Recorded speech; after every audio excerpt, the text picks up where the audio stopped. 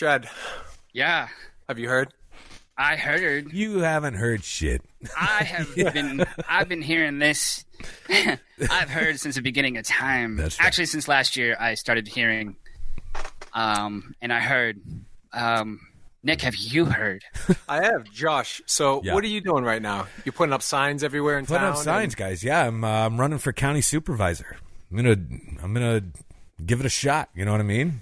You have my vote. Dip my toe in the political pool here briefly, momentarily. Good luck with that. Need something today. Yeah, I appreciate it. Oh, man. Thank you. It's crazy right now, but I mean, once that happens, we're definitely coming down there. We're going to represent that town in its yeah. fullest. Yeah. In its Oh fullest. yeah. I think it's a good deal. I will literally walk around that town asking people if they heard. And nobody will know what you're talking about. They'll be like, who? But they will. They will. They're going to.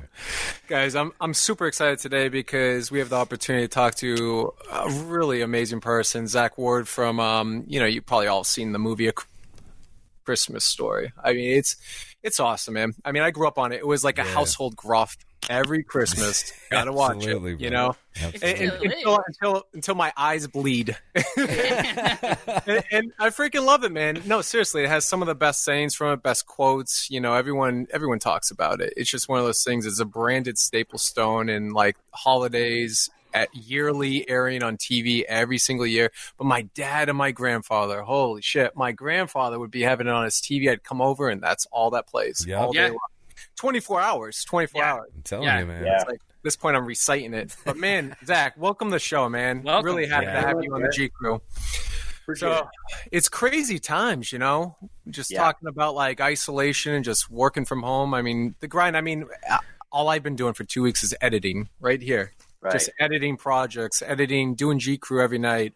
And it's kind of like the only way we can communicate at this moment with each other, in this way. But I feel like it's kind of a cool thing where we can kind of bring people together, different backgrounds, ideas, topics and stuff like that, and kind of get back to the roots of what communication is like. I feel like we all kind of forget about that a little bit in this bizarre world that we live in. But how things been going with you, man? How's everything?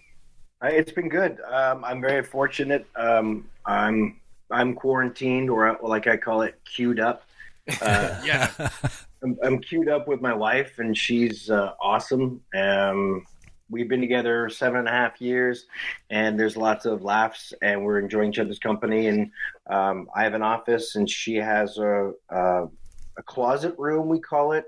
It was my idea. Like, it's a little house, 3-bedroom, 1 bath, but that way her shit does not get in my way, and I don't have to murder her with a whole bunch of makeup crap in the bathroom.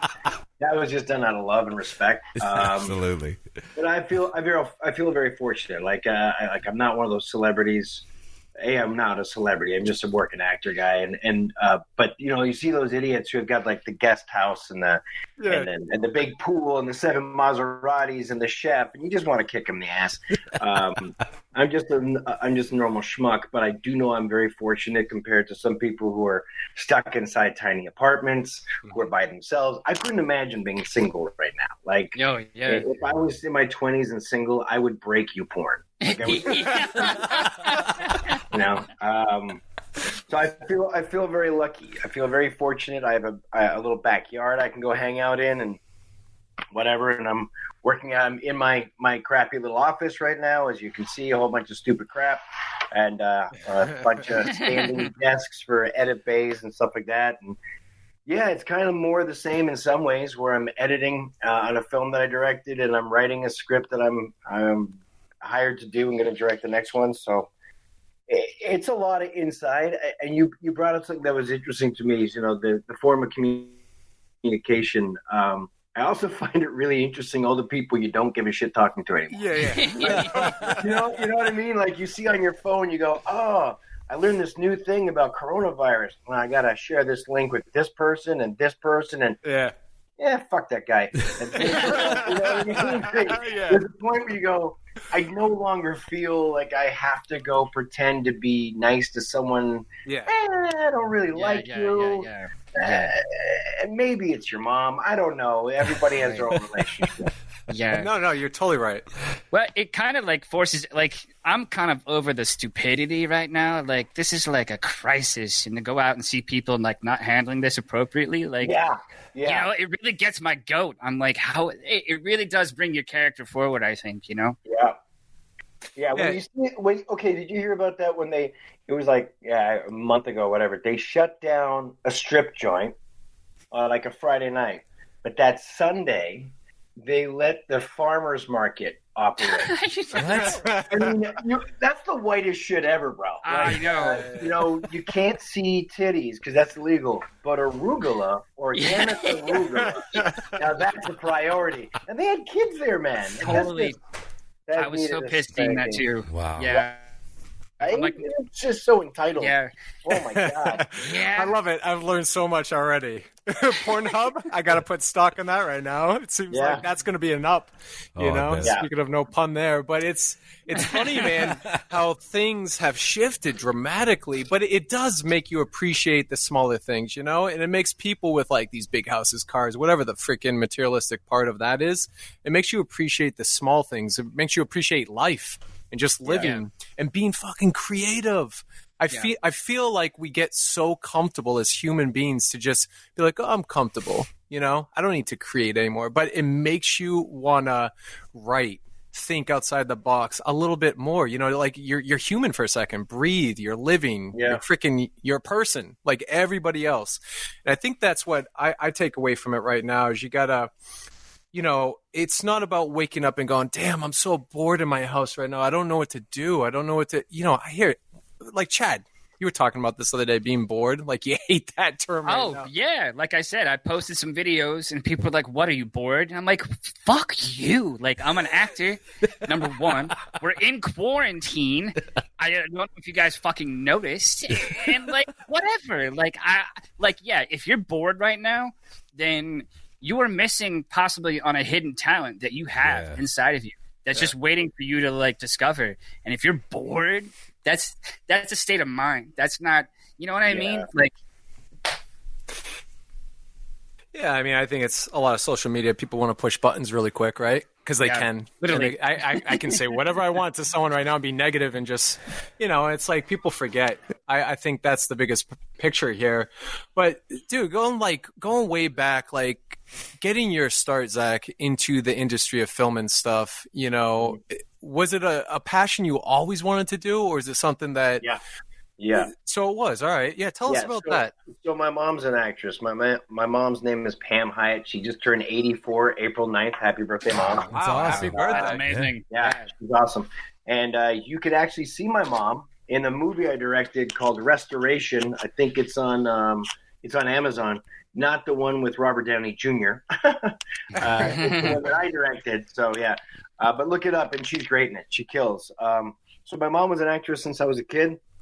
Since before I was born, and I followed her around to stages and film sets and commercial sets, and then I was in Stratford, Ontario. I'm from Canada originally, so that's part of right outside of Ontario. Actually, it's part of Ontario, and Stratford is a sister city to Stratford-on-the-Avon in England, which is where the Shakespearean Festival was started, where Shakespeare had the Avon Theatre. Yeah.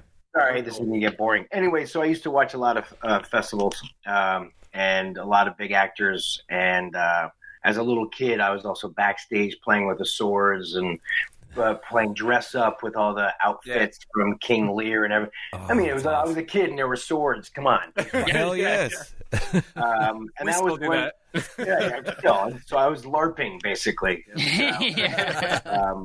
So it was. That's when I started. For me, I was watching people do it who I knew, and I enjoyed hanging out with them. So at the age of 8, I told my mom I wanted to be an actor, and then I started auditioning when I was 10 for commercials, and it took about a year till I got my first job, and then. My first movie was Christmas Story, and no kidding, right? It's ridiculous. Well, it gets even weirder because Scott Farkas was not the bully; he was the sidekick. Right. So when I got the job, I had never met the director, Bob Clark, because I was auditioning on tape, And so I get the set, and they say, here's your Grover Dill, here's your Scott Farkas. So I was like a foot taller than him, right? And then he goes, oh, you get his lines, he gets yours.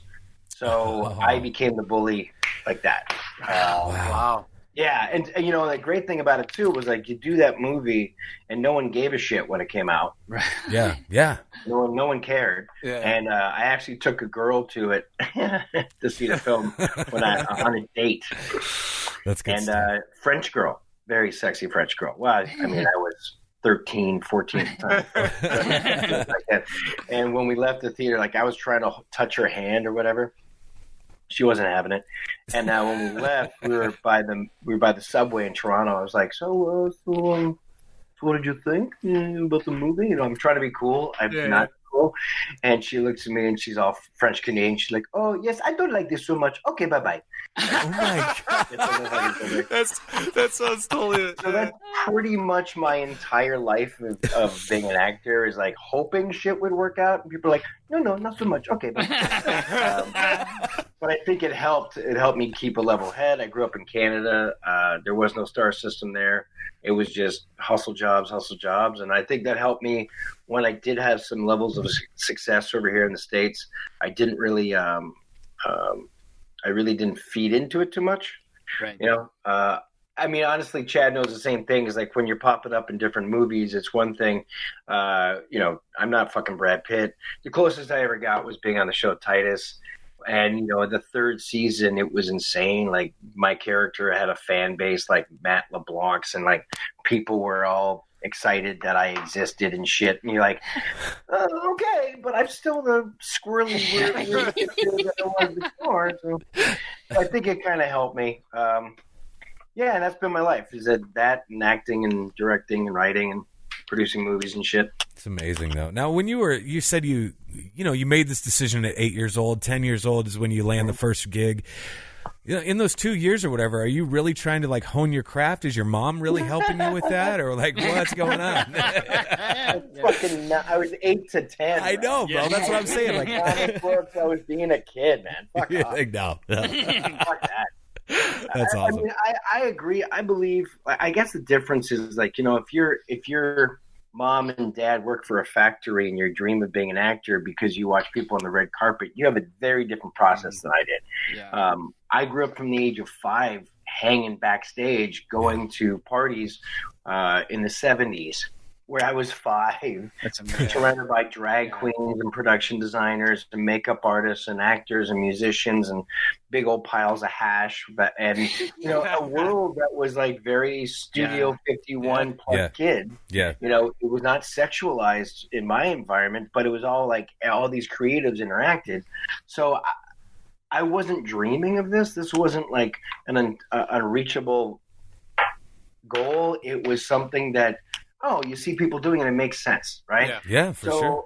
And my mom went to RADA, Royal Academy of Dramatic Acting, and so she would teach me stuff at home, and then you go and you audition, and like honestly, like you're not doing huge dramatic roles at the age of 10, right? Just FYI. Right.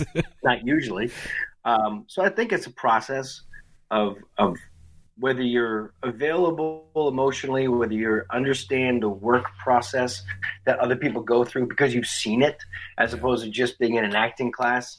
I'm not saying that acting classes aren't beneficial. I think they definitely can be. But for me, it was a different process because I was born into it. Does that make sense? Sure. Yeah. Absolutely. And you learned on set. I mean, that's where I learned. I didn't go to class. Like none of that. Like I just did acting in high school and then literally moved down here after I graduated. And I learned, being on set and doing it the hard way. Before there were like social media, before any of this stuff, it was still payphones and beepers when I got to LA. But it's a passion, though. I think you both have that passion, that drive to do what you want to do. I mean, for you, it's kind of like it's in your backyard and you were going through the motions of everything happening, and you landed an amazing role in a film that became an iconic. You know what I mean? It's like you can't predict how things are going to happen. No. But you love what you do. You're doing it. You're loving to play these roles, doing what you love. It's a passion at the end of the day. It's a drive. I think it's not like the mentality of like, this like I want to be that huge in the spotlight celebrity. You know what I mean? So it's just one of those things. And I think sometimes you just kind of fall into those like amazing bleep of a roles. I mean, you know, like me, for instance, like Chad, October Sky. Holy shit, man. Yeah. Like, Right. did you know that was going to happen? No. You know what I mean? No. It's like Fast and the Furious. Did you know that was Had going to no, happen? well, You know what I no. mean, Zach? Like, Funny thing about that, like I turned down the audition twice at the time because I was a fucking idiot, and my agent hung up on me. And then literally, because I was like, oh, I want to do drama films. I want to do whatever. And then I got it. And then literally my mom said, do you want to have a premiere in our hometown before this comes out? And I said, Mom, no one's ever going to see this movie.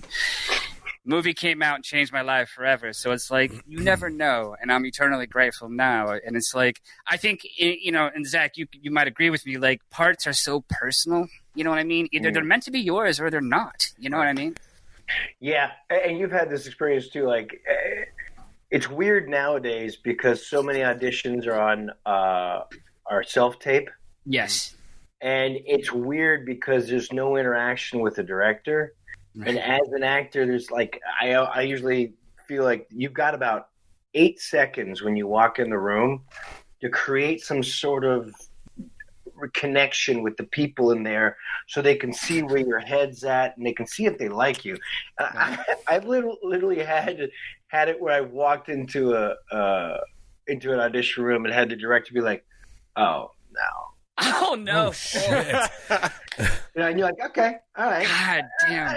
Yeah, I've been there, but you know, I'm a red-haired guy with green eyes. Right. I've got a very punchable face, and so it's like either this is working or it's not, and I get it, but it's I miss. Did you still do the audition? Did you still go through with it?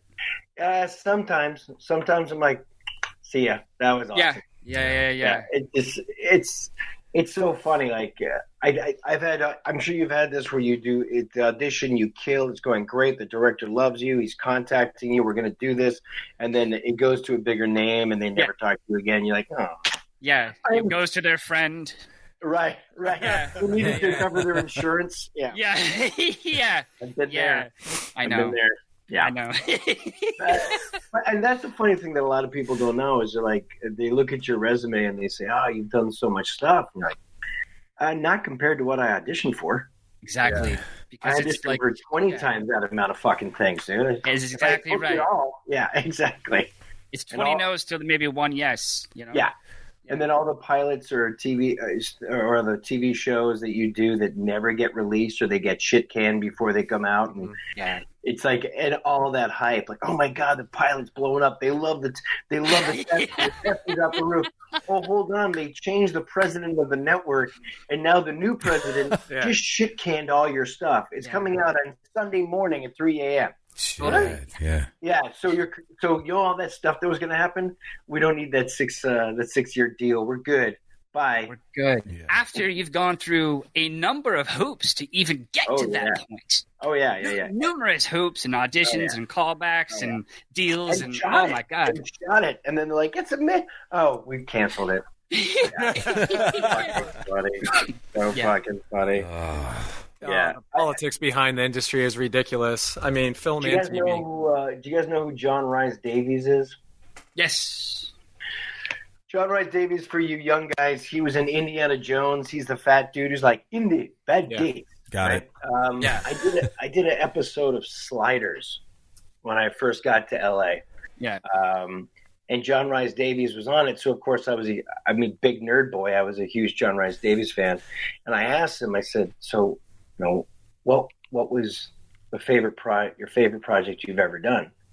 And he looked at me and he said, the next one. Oh, wow. And I did not understand that until I saw him again. I got to go to the premiere of Lord of the Rings, which was awesome. And I saw him again. And I was like, I get it now. I like that, man. That gave me goosebumps. I like that. The next one. Yeah, because it's fucking true. Yeah, it's fucking true. Oh yeah, it is. It's a grind, man. It's totally a grind. But once you hit that one, you know what I mean? It's then you look for the next. Then you look for the next. Exactly. Yeah. Exactly. Yeah, it's freaking crazy. I mean, and talking about politics and shit, it is a shame how things get shifted so rapidly. 1 month, there's all these executives all hyped up with you, and they want you in this project. Then all of a sudden it gets washed out, and all these new people come in. Yep. Film, TV, it's all the same shit. And it's just like, man, you put your heart and soul into some projects, and you just, man, I've worked on two projects where that's happened to me, and they were both fucking hits, and it didn't matter about the ratings, didn't matter it was the number one, it didn't matter of any of it. It just mattered because of positioning of certain people. This person likes you, this person doesn't, so let's get rid of that person. It's like, what? Yeah, you can't. Yeah. You can't. It's how people are. Yeah, but Nick, if anything changes, I'll let you know. I'm waiting for that. Seriously, dude. It's insane. So you're working on some new projects now, Zach? You were saying you were working on an editing project. Anything you can talk about, or? Yeah, I'm editing a film I directed and wrote. It's called Patsy Lee and the Keepers of the Five Kingdoms. It's starring James Hong, so feel free to throw up James Hong's face there. Nice. He was in Big Trouble in Little China. He's literally 91 fucking years old now. Who did he play in that? He was Lo Pan. Yeah, he was awesome. Yeah. Oh my god. Yes. Wow. And so this movie is kind of like a Chinese Goonies going to a magical world. That's awesome. Yeah, it's kind of dope. It's one of those things you do because there's not a lot of money in it, but you don't get to do stuff like this all the time. We did this. Usually the films that are done under $1 million are done, action or horror or talking dog kitty crap. And this is not that. It's practical effects, full animatronic puppets, awesome. Little people. You know what a little person is? It's the non-derogatory term for dwarf, midget, right? Yeah. So a little person wearing a big animatronic head that moves, and magical creatures and silly makeups, and that's great. That's awesome. Yeah, it's pretty cool. It's exhausting. So hard to get this stuff done. Like one of the puppets we have is like $100,000 puppet that I spent a year working on with a friend of mine. You get it done for like $5,000, wow. And then just get every favor you can. So it's that process, but it's cool. So I'm doing that. That's right awesome. Now. I can't wait to see it. So you'll be in production. When do you think? Do you think down? Oh no, I'm in post, man. Oh, you're in post. Oh wow! All right. Wow. Yeah. So that's what you've been editing on. I got you now. I understand. Yeah. I'm grinding that out. Awesome. Yeah, I'm in post on that, and then I'm writing another script, which is an adaptation of a book. Ironically, it's got to do with sort of end of the world type of bullshit like we're going through now, but it's based on a book series called Going Home. It's a prepper series. The guy's book, his name is his pseudonym. No, sorry, his nom de plume pen name is Angry American. And it's he's written, the first book was on the USA top sellers list, and then he's written 9 more. He's on the 11th now. So he's got a big following in the prepper community, and so I'm adapting that to a script to then direct it. So man, like very different too. Worlds from the fantasy to the very stark reality. It'll be good. That's though. Cool though. So are you actually you're editing it yourself? So you direct, edit, write? Mm-hmm. You're doing it all. Damn, man, that's awesome. I freaking love that. I don't love it. I personally love it because I came up as an editor, like more. But I look at filmmakers when directors, writers, and so on. I love filmmakers. Filmmakers encompass everything. You know what I mean? And I don't like to put labels on boxes on anybody as far as a creative artist, but I feel like as a filmmaker, man, editing, directing, writing, doing everything, doing the grind for under like whatever the film costs is just right. I mean, the problem is like if I had an editor who got it, yeah. As opposed, like I love the structure. I love that it's put together. I got all my files and my bins and everything's lined up and it's all linked. The media is good. great, but it's when you go through the edit and it basically feels like an assembly edit, regardless of the amount of notes, because the timing is not fucking there. And comedy lives in the beats. It's like music; it lives in the beats between the notes. Yes. And so then it gets to a point where, trust me, if there was a guy or a gal that I could work with who was like, "Oh, you mean like this?" I'm like, "It's brilliant." Fuck yes, I would do that. But I haven't found that person, so I started editing out of necessity because nobody else was getting what I was trying to do. And I'm not saying that I'm a genius in any way, shape, or form. Probably it was my lack of communication skills, but also what you've probably noticed as an editor is people can be technically proficient. Right, exactly. But they have no sense of fucking timing, or they don't know your timing. Right, and it's the weirdest thing. Like, I'm a funny guy. Why am I a funny guy? Why can I go walk into a room sober and tell jokes and make people fucking laugh? Mm-hmm. I don't know. How am I able to read the moment? I don't know. Right. Right? But we've all met that guy who walks in and tries the exact same thing, and it's cricket. You're absolutely right. And you're like, bye. You know what I'm saying? So I guess it's that point where like, so I do it because of that, and hopefully once I'm finished, then I'll get somebody who's better than me to give me notes, and then.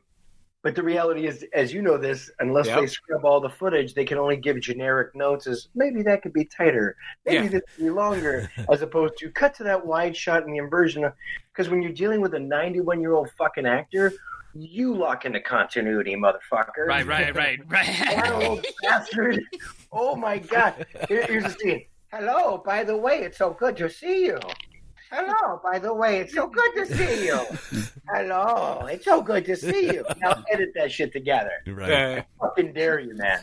Yeah. People that don't get it. Yeah, exactly. I mean, that makes perfect sense. Totally. I did that on a series that I got off the ground called Paranormal Lockdown, and I had a couple of editors because I was living at locations, then going back there, and then I would have to oversee everything, so I can't do both, right?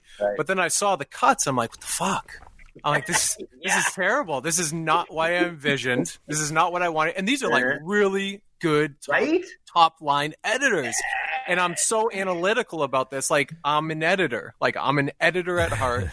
And I know what I want, but it's like, it's the fine line of things too. It's the transitions. It's the little things in edits. You know what I mean? It's like the smallest things, like the music or the cues or like you're saying, the beats, man. It's just like, you can't look at something all the time and look at like a paper cut, you know? I think it's tough. There's some great editors out there, some genius editors out there, but you're right, man. Technical and looking at edit paper cuts and whatever is for certain things. But man, there's some creative, films, TV, whatever it is you're working on, it just has to be from the creator, honestly. Even if you're sitting there with an editor, it just has to be, man. It has to be your touch. It's your vision.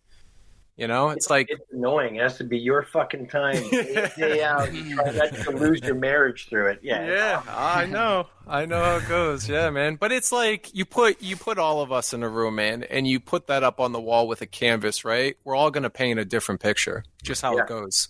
Yeah. So, I mean, it's what your vision and what you want. And I think at the end of the day, I think you're doing it right, though, because you're having those third eyes look at it, to give some notes. I think that's important, too. Mm-hmm. I got so caught up for a while, like, no, I really love this. Like, this is my I'm so passionate about this project. And then I'd have, like, my buddy or someone look at it and be like, oh, this part kind of is like whatever. And I'm like, you know what? You're right. I learned to listen, too. That's what I love about Premiere Pro or nonlinear editing is like, so when I did restoration, I edited about 85% of it, and I just had to go on with post, and I had a friend of mine edit the last 15%. And then we had a producer session, so I did my director's cut, and we spent 9 hours in a theater doing a producer's cut session, and I had my editor there. So they'd be like, oh, they'd watch a scene and go, well, that works. Or watch a scene and go, I don't think we need this part or that part. I'm like, great, cut it. Let's see what it looks like. Yeah. Go ahead. Cut it. Oh, you know what? I don't miss it at all. Fucking great. Moving on, dude. Right. I don't give a shit. If it works, I don't care. If there's something I really think is story valuable, I will fight for it. But I mean, I think I fought for one thing in 9 hours, and it was just about massaging the moments to get through it. And if you watch the movie, we shot that thing for $75,000. Wow. Posted it for $15,000. So that's a $90,000 movie that is an hour and a half. Came out in 2016. Was on the iTunes top 10 horror films of 2016. Number 3 was Krampus. Number 5 was the re-release of Jaws. Yeah. And we kept on flipping between 5 and 6. And ours was a $75,000 shooting. That's amazing. Wow. Yeah, right. So I would say to anybody who's interested in filmmaking, watch that movie. I'll tell you everything wrong with it. There's a fuck ton wrong with it, and there's a bunch of stuff that works, and things that I would change absolutely, but had to get it done. And then at the end of it, it's like, does the pace move? Is it ahead of the audience? Is it boring? Are the shots banal? Are they making you look at your phone? Or are they staying ahead of you? So yeah. I mean, dude, mad props to you, dude. Honestly, I have mad respect for anybody that goes out and grinds like that and has the leverage to say, you know what, I'm going to edit this. I mean, it's a huge overtaking, honestly, especially on a low scale. It's tough, man. It's not easy. I remember when I did my first film back in 2004, it was called Malevolence, and I had 70 characters with talking lines, and I blew up a car in the film and everything. I wanted to do this whole like experimental film. You know, I was right out of college. I want to do this whole experimental film. It was like a mashup of 6 stories intertwining, you know, kind of like a Pulp Fiction style. And, you know, everyone dies and whatnot except the bad guy. And it was funny because I was like, shit, this is hard. I wrote it, directed it, shot pretty much all of it myself, and then edited it too. But it's like, I remember screening it. It's screened next to Napoleon Dynamite when no one knew what Napoleon Dynamite was back then. And it was interesting. Okay. I remember everyone sitting there going, Napoleon Dynamite, this movie sucks. I was in the theater. No one knew what it was. And I go, this is genius. It's going to be big. That's funny. And then it blew up a little bit later. But dude, mad respect to you, man, for just doing it. And I love the concept too, by the way. I want to see it now. Now I'm like, I wish I could show you some shit. It's pretty cool. It's definitely going to be it's going to be one of those things that you guys will like. It'll make you laugh. Yeah. It's going to be cool. That's what we need in these times. More laughter. I love it. I agree. Yeah. Absolutely. Do you know, so I guess you're in post. I guess you'll let everybody know when it comes out and stuff like that, or where it's going to come out and everything. Okay. It's the pandemic. Who has any fucking clue? I know, right? That's what I'm saying. Like, I would guess it would come out streaming since, you know, giant movies come out streaming. Like, Bloodshot comes out streaming now. Yeah. Exactly. Yeah. So distributed everywhere, I guess. Yeah. Totally. Awesome, man. Cool. Well, dude, thank you so much. I really appreciate you coming on today, man. Talking to us and sharing some of the stories. What was really quick? What was one of your favorite takeaways from when you filmed A Christmas Story? Like, what was your favorite part of that, just in general? Working with Bob Clark, getting to know Yano and Naya. He separated us so that the bullies hung out with each other, and we didn't really hang out with the other kids. Yeah. You know, I still know those guys now. And it's I was 13, I'm 50 now, so that's 37 years later. Wow. Yeah. That's badass. Yeah, it's pretty cool. You can't really take away all the time. I mean, meeting somebody like that, especially on set and stuff, and then still freaking years later saying, man, still friends with them. You know what I mean? That's pretty badass. That's cool. It's crazy. And, you know, some people ask this question. We don't make any money off the fucking film. Like, just FYI, it's not like we sit in our giant mansions counting our check for a Christmas Story. So we do charity fundraisers around the country, and back before the pandemic, it's always been a really neat experience to watch other people's joy and excitement to discuss their experience with the Christmas Story, because it's, like you said, it's such a family relationship, and it's like the grandparents that was when they were kids. And we had one time, like, this 75, 80-year-old man, this would be 10 years ago, he's probably dead by now. But like he walked in, we were signing autographs, and he's like, "So we're the kids from the Christmas Story." I'm like, that's us, sir. And he's like, but it was when I was a boy. You'd be my age. I'm like, no, it took place then. It wasn't actually shot in 1940. Right.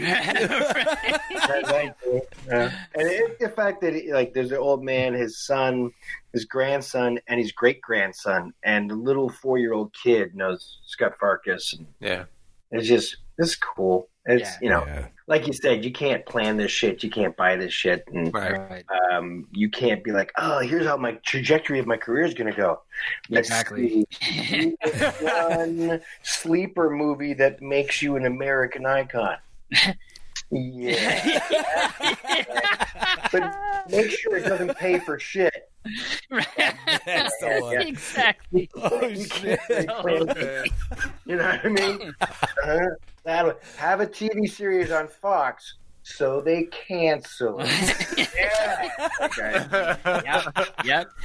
Yep. My series, I had a series on Fox, and we got axed after 2 episodes. So yeah, we filmed like 7 or 8, and then they aired like 2, and they were like,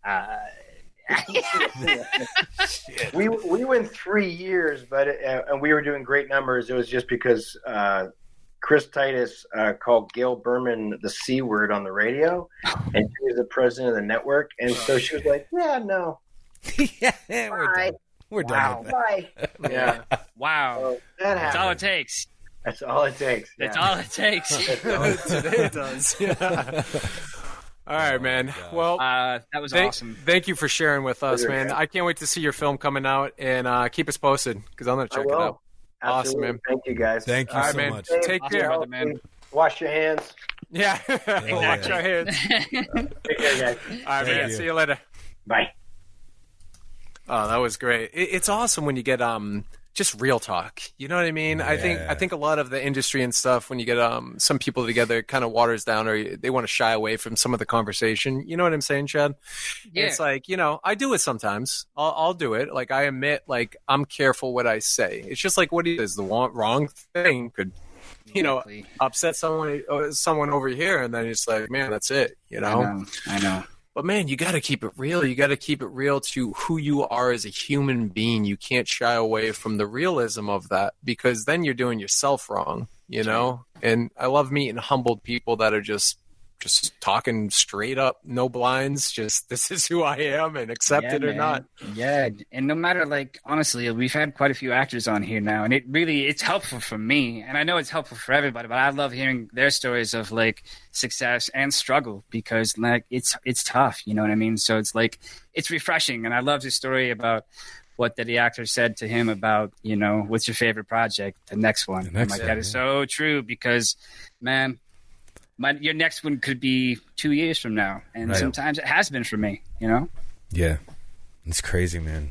Gosh, yeah, it's crazy. It was good stuff, though. It was a good show.